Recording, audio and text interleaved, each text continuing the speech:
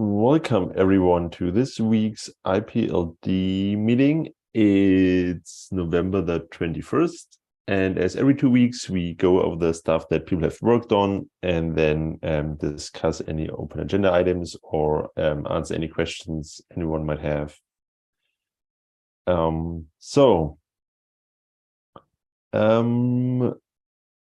For the weekly updates, I don't have an update. I sadly didn't do any IPLD work last week, although there will be a Rust IPLD release soon, which I really should do.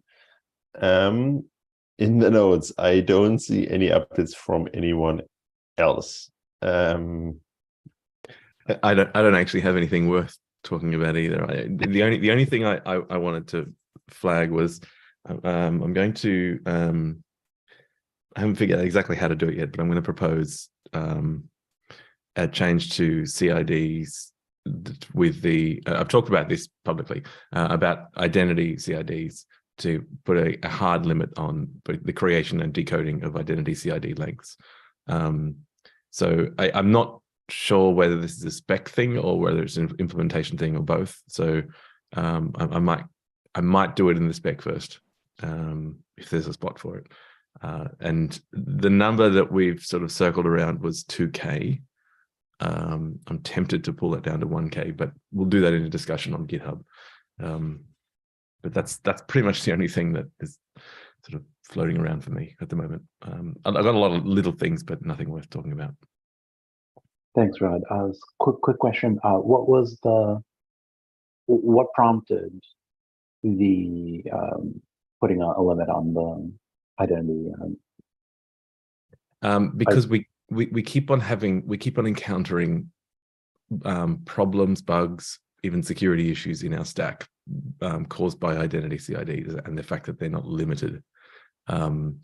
The ability to create arbitrarily long byte strings of these things and have them valid and then be able to use them for various things creates all sorts of problems, and everyone keeps on encountering them all over in surprising ways. So the idea here is to there's basically a lot of regret that we didn't put a limit on them in the beginning. So the idea here is let's impose a limit, try and we've had a lot of discussion about what a limit could be, and then we can, if that limit actually ends up causing a problem for people that weren't aware of the discussions, then we can sort of negotiate that the exact limit depending on situations. Yeah. Got it. Thanks. But there's basically a lot of hidden power in identity CIDs that sort of unlock all sorts of things in the stack, which is both good and bad. And the unlimitedness is not awesome.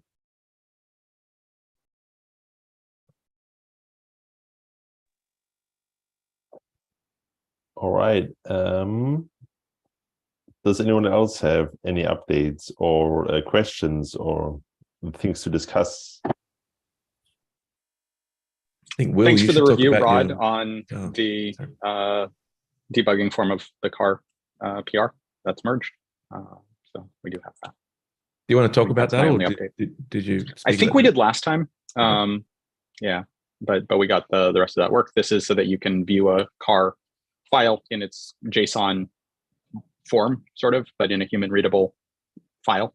And then you can recompile it back into the binary car file format that it was originally in to allow for sort of manual introspection. And then you can sort of change that JSON and then recompile a slightly modified version.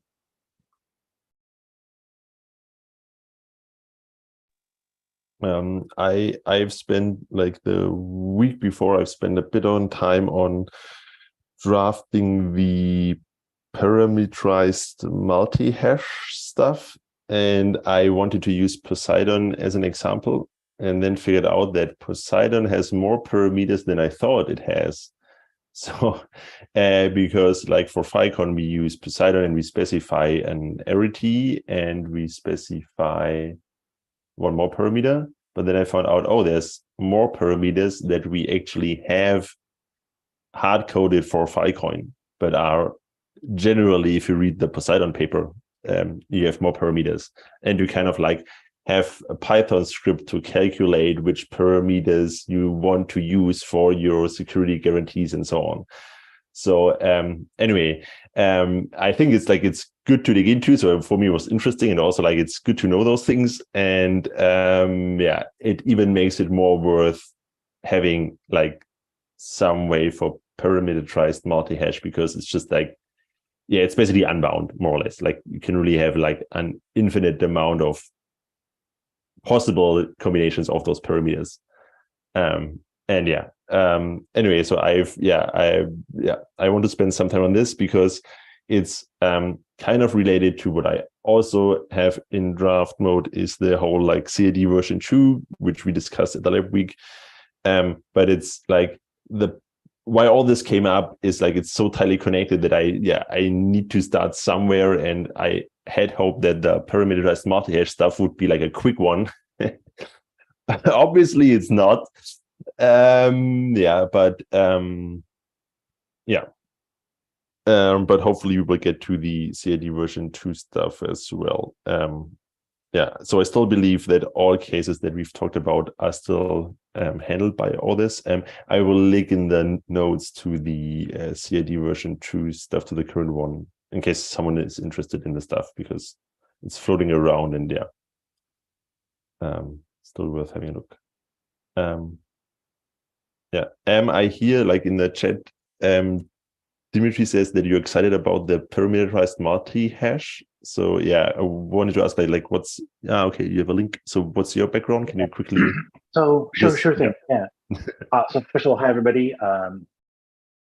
I'm definitely a fan of IPLD and trying to figure out more about it. I was actually a coworker of Nicola Greca, who I think was one of the people working on IPLD earlier. But I'm coming from the decentralized identifiers, verifiable credentials, and encrypted storage lab. And there's a number of things that we use multi-codec for in verifiable credential land, essentially to do multi-hash, so that we can hash link, so that we can use the same nice CID mechanism they use in IPLD, but in arbitrary JSON with verifiable credentials, so that we can cryptographically bind multiple standalone signed credentials to each other. And so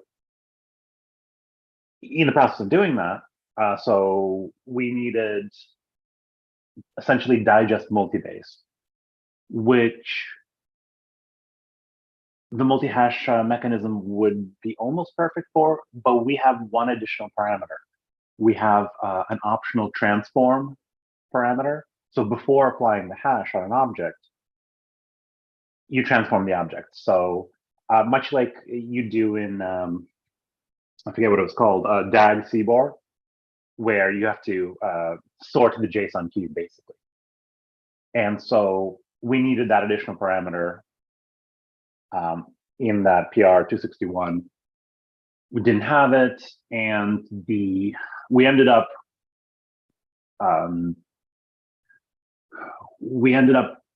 adding values to the IPLD tag of the multi-codec list, not to the multi-hash, just because, again, we needed room for an extra parameter that was the transform. Did any of that make sense? Yes, I think it makes sense, and I also recall, like, you've linked the discussion, so I recall the discussions there, and yeah.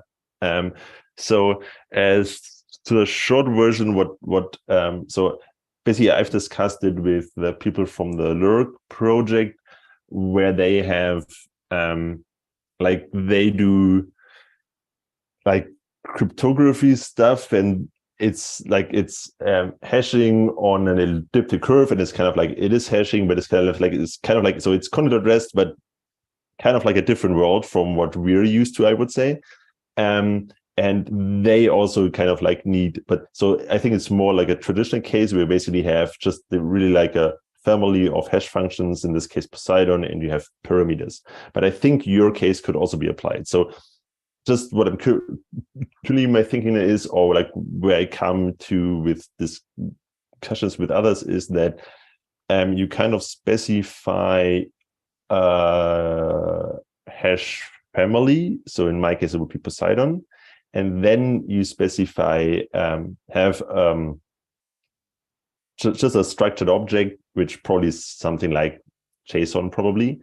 And there you can specify parameters. And you say for this family, you have those kind of parameters. And then everyone can define their own parameters. And then we take really the JSON and hash this thing. And then use the hash of this as an identifier. The idea is that you don't use huge hashes, but you use smaller ones, something in the range of like 32 or 64 bits only, because having clashes or there from your hash is not a problem, because you want to use them as an identifier, but you want to have like a nice way to get to an identifier. So instead of numerating them, you just hash them.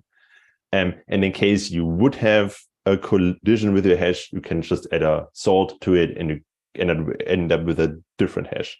But it's kind of like your kind of prefix is your hash family, like Poseidon, and then you have those hashes of your parameters. And again, it could end up in a table or not, but probably it's a table for the well-known ones, because like, although the space is huge, probably people practically will only use a small subset of those. So that's the basic idea. And I hope that it will also fit into your scheme of using parameters. I hope. Yep, that makes sense. And I guess my only question is, that JSON object that you're hashing, do you plan to sort it? Or do you want to require sorting, right? Just so that... Yes. So my idea was to, again, it's like I'm currently writing this down, and it will be like totally open for discussion. Like we can change everything. But my idea would be I specified it as DAG JSON without links. So it's basically just I would specify it as JSON without white space and keys sorted by bytes, basically. So you sort the keys, you don't have any white space, and it's JSON. Basically, that would be my idea. Makes sense. And as you basically with your additional multi-codec like hash family, what I call hash family, you kind of like specify which keys are available, so that you don't end up with like slightly different key names. Like some people may call it, like in Poseidon call it arity, or you call it only A or something, but you just basically have a well specified format. But it's really like lightweight. So I wouldn't expect basically in the end we would do a PR, specify something, and that's it, and not like bike shading on what the parameters are, but just should be pretty lightweight in the end. That's the basic idea. Cool. So I should really work on this one. Cool. But it's cool to hear that it seems to also match other people's use cases, because this is the whole point. Like we finally get this nailed down, because like different people ask for it. So cool. All right. Anything else people want to discuss about? Probably just worth reminding again. So Mauve is trying to organize a working group, IPLD working group, just interested parties providing input on prioritization for IPLD work, and connecting with other people doing IPLD things, trying to find people doing common things and connecting them together. So there's an issue for that, which I don't have the top of my head. So Mauve's currently trying to figure out timing and people. So I just dropped the link to the issue. Right. It's okay. Yeah, it's issue number 249 in the IPLD/IPLD repo. So put your name down there if you're interested in connecting in some way, and that will spawn into a perhaps a GitHub discussions group or a repo or an org or something. So yeah.